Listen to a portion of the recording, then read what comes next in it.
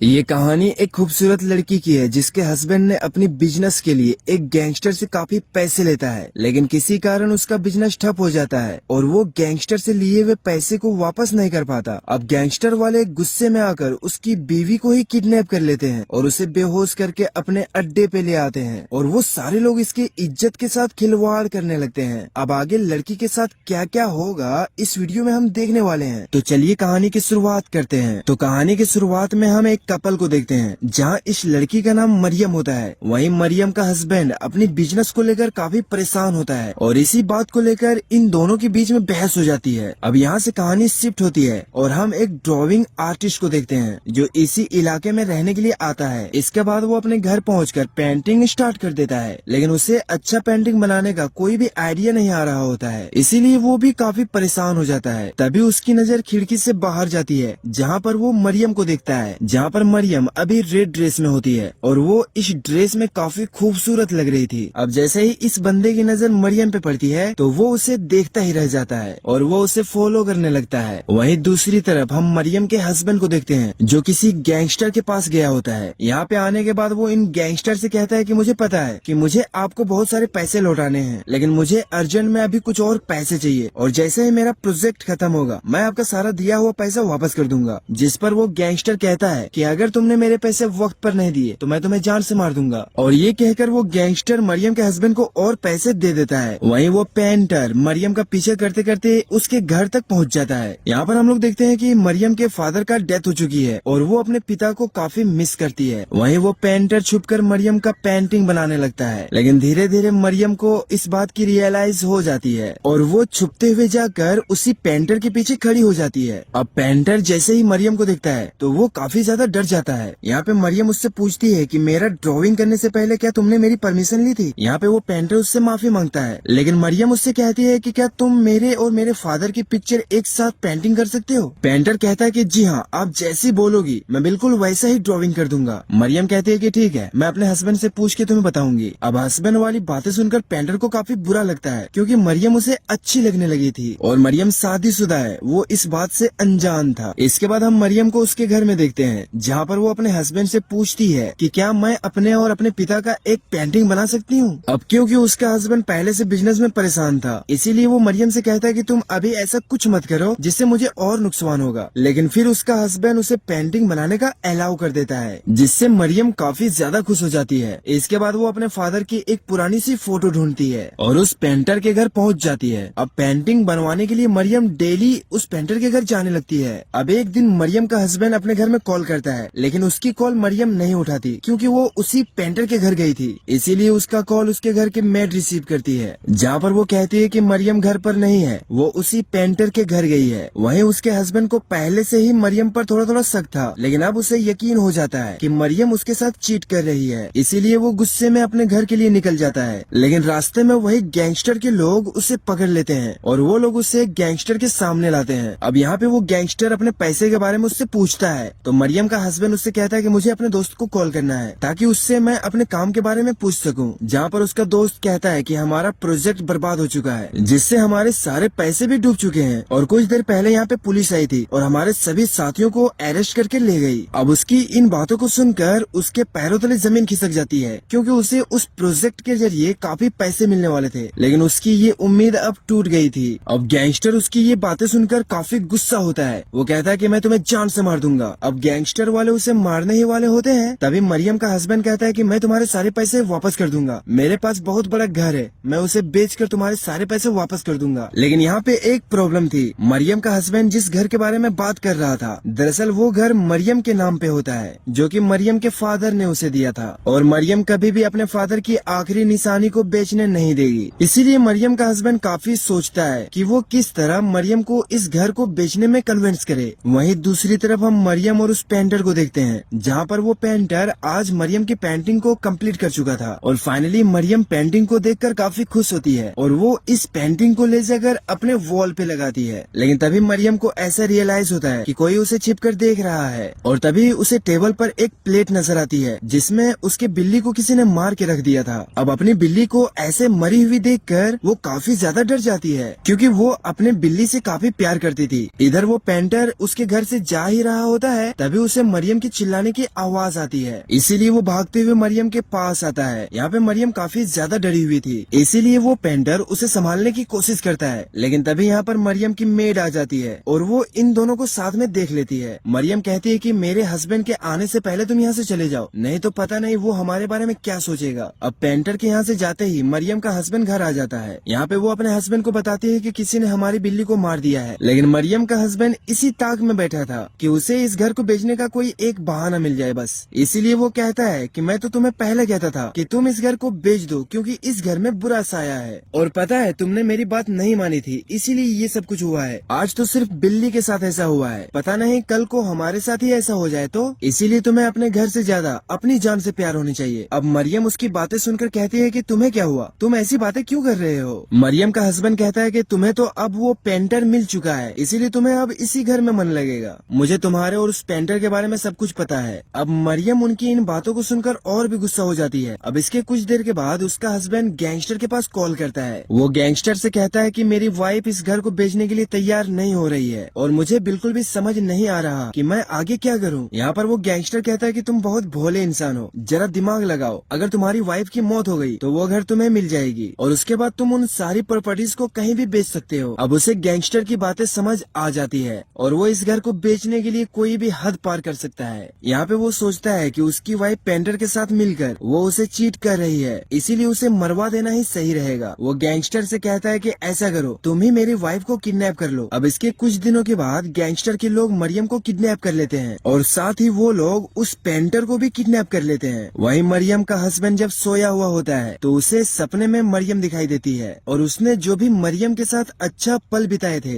वो सारे पल उसे याद आने लगते हैं। और जैसे ही वो नींद से उठता है तो उसे अपने किए पर पछतावा होने लगता है और वो फौरन उस गैंगस्टर को कॉल करता है और वो उसे उसकी बीवी को छोड़ने के लिए कहता है। वो कहता है कि मैं अपनी बीवी को मरवाना नहीं चाहता, जिस पर वो गैंगस्टर कहता है कि तुम टेंशन मत लो, हम तुम्हारी बीवी को नहीं मारेंगे। वहीं हम मरियम को देखते हैं जहाँ पर गैंगस्टर के सारे लोग मरियम के साथ गंदी गंदी हरकतें कर रहा होता है। गैंगस्टर के सारे लोग बारी बारी से मरियम की इज्जत के साथ खेलते हैं। अब मरियम अचानक से गुस्से से उठती है और वो इन लोगों पे हमला कर देती है। वहीं वो पेंटर अपने बंधे हुए रस्सी को खोलने की कोशिश कर रहा होता है, लेकिन तभी गैंगस्टर का एक आदमी उस पे हमला कर देता है, जिससे वो काफी ज्यादा इंजर्ड हो जाता है। वहीं मरियम इन लोगों से बच के भागते हुए एक पुल के पास पहुंच जाती है। यहाँ पे मरियम को एक गाड़ी आते हुए दिखती है और वो उसे रोककर हेल्प मांगने की कोशिश करती है, लेकिन गाड़ी में और कोई नहीं बल्कि वही गैंगस्टर होता है। इसके बाद गैंगस्टर के आदमी मरियम को पकड़ लेते हैं और यहाँ पे गैंगस्टर के आदमी मरियम को मार देते हैं और ये सब कुछ देखकर पेंटर एकदम घबरा जाता है। इसके बाद पेंटर सीधा पुलिस स्टेशन जाता है और पुलिस को सारी घटनाएं बताता है। यहाँ पे पुलिस कहती है कि क्या तुम्हारे पास कोई सबूत है। पेंटर कहता है कि ये सब कुछ होते हुए मैंने अपनी आंखों से देखा है और आप लोगों को सबूत के लिए मेरे साथ वहाँ चलना चाहिए। अब पुलिस जब वहाँ जाती है तो पुलिस को कुछ नहीं मिलता। पुलिस कहती है कि तुम हम लोगों से झूठ कह रहे हो। वहीं मरियम के हस्बैंड जो अपने घर में सो रहा होता है, लेकिन तभी उसकी नींद खुल जाती है। उसे यहाँ पर कुछ आवाजें सुनाई देती है और वो जब जाकर नीचे देखती है तो उसे वहाँ पर मरियम की वही बिल्ली दिखाई देती है जो मर गई थी और उसे टेबल पर देखने से ऐसा लग रहा था जैसे मानो वहाँ मरियम का कटा हुआ सर रखा हो, लेकिन ये सब बस वो ख्वाब देख रहा था। और तभी वो घबराते हुए नींद से उठ जाता है और जब से मरियम की मौत हुई है उस समय से उसके हस्बैंड को ऐसे सपने आते रहते थे जैसे मानो मरियम की आत्मा उसका पीछा कर रही हो। और धीरे धीरे गाँव वालों को भी कहना था कि पुल पर मरियम की आत्मा देखी गई है और गैंगस्टर के सारे साथियों को एक एक करके मार रही है। वहीं अगले दिन गाँव वाले देखते हैं कि गैंगस्टर के कुछ आदमियों को उसी पुल पर जान से मार दिया है। अब उन लोगों को मरा हुआ देखकर यहाँ के सारे लोग डर जाते हैं। वहीं गैंगस्टर अपने आदमियों से कहता है कि मुझे आत्माओं पर विश्वास नहीं है और तुम्हें भी इन आत्माओं पर विश्वास नहीं करना चाहिए। लेकिन धीरे धीरे गैंगस्टर के सारे आदमी को मार दिया जाता है और अब बस वो